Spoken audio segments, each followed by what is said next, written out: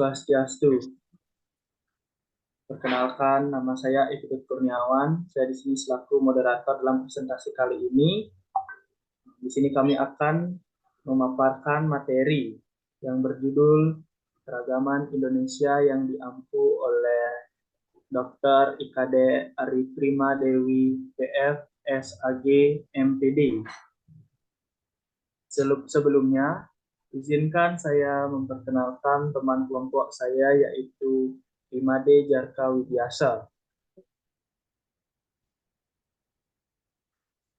Baiklah, adapun latar belakang dari materi kami yaitu Indonesia merupakan negara yang memiliki banyak keragaman dari budaya, suku, bangsa, agama, bahasa, hingga aliran-aliran kepercayaan. Semua keragaman tersebut tumbuh di dalam kehidupan masyarakat Indonesia yang akhirnya membentuk masyarakat Indonesia sebagai masyarakat yang plural. Pluralisme masyarakat dalam tatanan sosial, agama, dan suku bangsa telah ada sejak nenek moyang. Kebinekaan budaya yang dapat hidup berdampingan merupakan kekayaan dalam khasanah budaya nasional. Keanekaragaman kebudayaan Indonesia dapat dikatakan mempunyai keunggulan dibandingkan dengan negara lainnya. Indonesia mempunyai potret kebudayaan yang lengkap dan bervariasi. Tidak kalah pentingnya, secara sosial budaya dan politik masyarakat Indonesia mempunyai jalinan sejarah dinamika interaksi antar kebudayaan yang dirangkai sejak dulu. Keragaman budaya adalah keniscayaan yang ada di bumi Indonesia. Adapun rumusan masalah, itu yang pertama, bagaimana keragaman Indonesia saat ini. Kedua, ada berapa banyak agama, suku bangsa, dan bahasa di Indonesia. Dan yang ketiga, apakah ada kemungkinan perpecahan dengan adanya keragaman di Indonesia. Baiklah, materi pertama akan dibacakan oleh Imade Jarka Widyasa. Untuk waktu dan tempat saya silakan.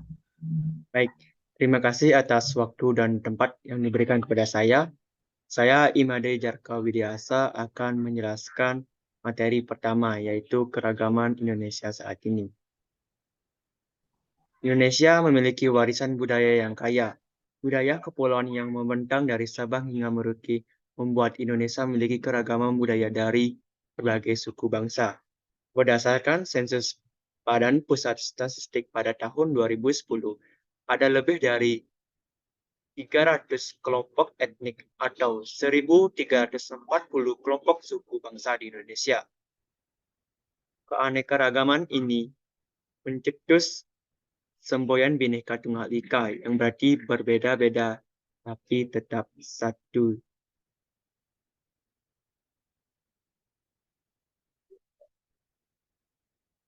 Berbagai keragaman tersebut melahirkan bentuk keragaman budaya Indonesia.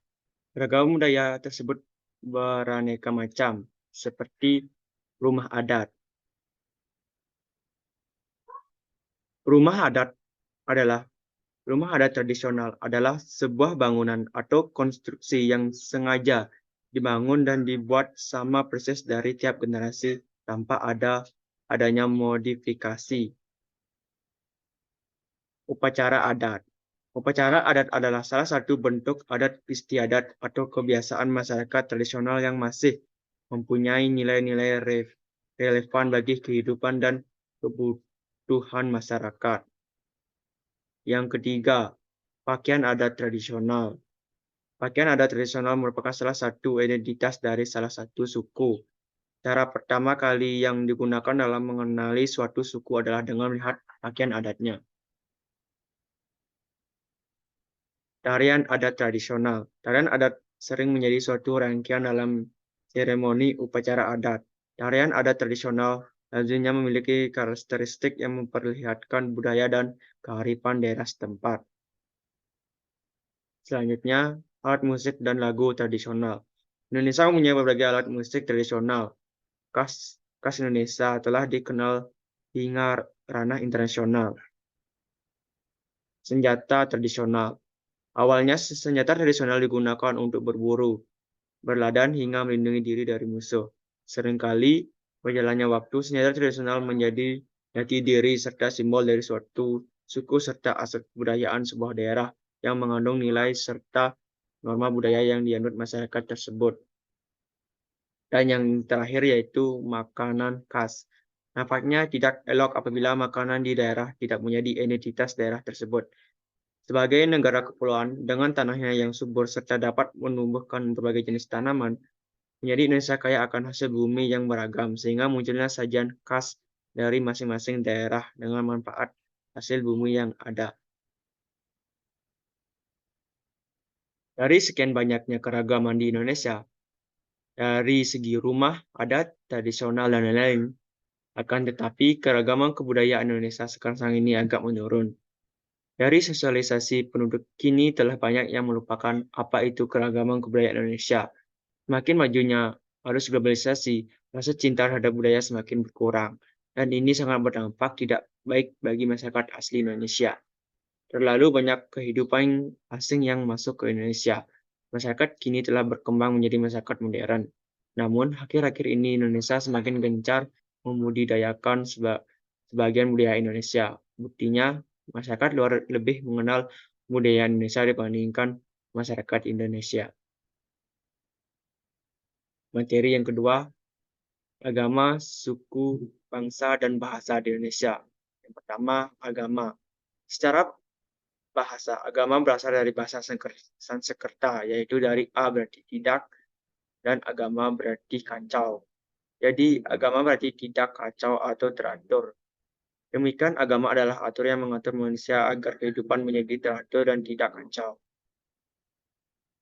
Di Indonesia sendiri terdapat 6 agama yang sudah diakui dan hidup berdampingan dalam lingkungan masyarakat dengan menghargai nilai yang dianut satu sama lain. 6 agama yang sudah diakui di Indonesia adalah yang pertama Islam, yang kedua Kristen Protestan, yang ketiga Kristen Katolik, yang keempat Hindu, yang kelima Buddha, dan yang keenam Konghucu. Suku bangsa. Suku bangsa adalah pembeda satu golongan sosial dalam sistem sosial. Pengertian suku bangsa menurut Kamus Besar Indonesia adalah kesatuan sosial yang dapat dibedakan dari kesatuan sosial lain berdasarkan kesadaran akan identitas perbedaan kebudayaan, khususnya bahasa. Indonesia memiliki lebih dari 300 kelompok etnik atau suku bahasa. Lebih tepatnya terdapat 1.350 suku bangsa di tanah air menurut sensus BPS tahun 2010. Suku Jawa adalah kelompok terbesar di Indonesia dengan jumlah yang mencapai 41% dari total populasi. Sedangkan di Kalimantan dan Papua memiliki populasi kecil yang hanya beranggotaan ratusan orang. Pembagian kelompok suku di Indonesia tidak mutlak dan tidak jelas. Hal ini akibat dari perpindahan penduduk, pencampuran budaya, dan saling mempengaruhi. Dan yang ketiga, bahasa. Bahasa adalah alat komunikasi sosial yang berupa sistem simbol bunyi yang dihasilkan dari ucapan manusia. Manusia sebagai makhluk sosial membutuhkan sarana untuk berinteraksi dengan manusia lainnya di masyarakat. Untuk kepentingan interaksi sosial itu, maka dibutuhkan suatu wahana komunikasi yang disebut bahasa. Indonesia dikenal memiliki kekayaan budaya yang tidak terhingga. Salah satunya adalah keragam bahasa daerah. Bahasa daerah di Indonesia berkembang di suatu wilayah, namun dalam proses penuturannya juga membawanya tersebar ke berbagai wilayah Indonesia. Menurut data labibineka.kemendikbud.go.id, terdapat sekitar 718 bahasa daerah yang tersebar di seluruh Indonesia. Baik, waktu dan tempat saya kembalikan lagi ke moderator. Terima kasih. Baik, terima kasih Jarka sudah membacakan 2 materi. Baik, di sini saya akan membacakan materi yang ketiga, yaitu dampak positif dan negatif dari keragaman di Indonesia. Sebelum kita mengetahui apakah keragaman Indonesia dapat menyebabkan kemungkinan perpecahan, terlebih dahulu kita harus mengetahui dampak positif dan negatif dari keragaman Indonesia. Dampak positif dari keragaman Indonesia itu yang pertama, Keragaman menjadikan bangsa Indonesia sebagai bangsa yang kaya. Kedua, memiliki identitas bangsa yang membedakan dengan bangsa lainnya. Ketiga, membuat interaksi masyarakat menjadi berjalan dinamis. Yang keempat, keberagaman membuat masyarakat hidup lebih berwarna dan toleransi. Kelima, keberagaman membuat suatu bangsa menjadi jauh lebih maju sebab memiliki banyak kreativitas dan inovasi yang berkembang dalam masyarakat majemuk. Keenam, menjadi kekuatan tersendiri dengan saling menutupi kekurangan antar kelompok. Ketujuh, masyarakat terlatih untuk hidup dengan rasa tegang, rasa dan toleransi.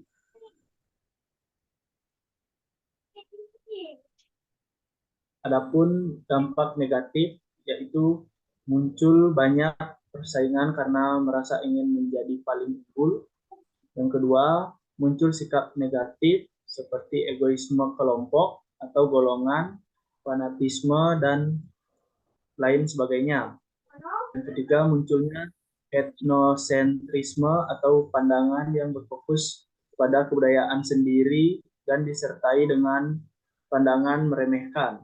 Yang keempat, munculnya banyak potensi perpecahan yang mengarah ke konflik dan kekerasan besar. Kelima, konflik dan perpecahan mengganggu pembangunan nasional. Yang keenam, muncul banyak kelompok rasis dan radikal. Ketujuh, masyarakat yang beragam akan sulit diatur tanpa adanya rasa persatuan. Jadi, apakah keragaman bahasa dapat menyebabkan perpecahan? Jawabannya iya, karena keragaman di Indonesia dapat menyebabkan perpecahan. Hal ini dikarenakan keberagaman akan memunculkan perbedaan. Adanya perbedaan menjadikan sekelompok yang lain ingin lebih unggul daripada yang lain, karena mereka yakin dengan pendapat atau keyakinan mereka, sehingga terjadi pertikaian yang tidak dapat terelakkan.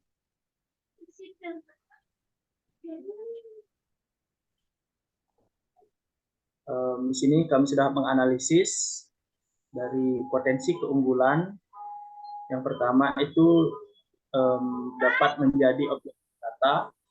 Yang kedua, memperkaya kebudayaan nasional. Yang ketiga, sebagai identitas bangsa. Yang keempat, mempererat persaudaraan. Yang kelima, menumbuhkan rasa nasionalisme dan menjadi sumber pengetahuan. Adapun potensi ancaman juga, yaitu yang pertama konflik sosial, yang kedua dominasi kelompok dominan, dan yang terakhir dapat menimbulkan perpecahan. Itulah tadi pemaparan materi dari kelompok kami. Dan di sini saya akan membacakan kesimpulan dari materi kami. Keragaman budaya adalah keunikan yang ada di muka bumi, belahan dunia dengan banyaknya berbagai macam suku bangsa yang ada di dunia. Begitu juga dengan keragaman budaya, khususnya di Indonesia tidak dapat dipungkiri keberadaannya sehingga menghasilkan kebudayaan yang berbeda dari setiap suku bangsa khususnya di Indonesia. Maka dari itu kita sebagai anak bangsa wajib menjaga dan melestarikannya. Baik, terima kasih. Itulah tadi pemaparan dari kelompok kami. Jika ada salah kata, kami ucapkan banyak permohonan maaf. Akhir kata kami ucapkan Om Santi Santi Santi Om.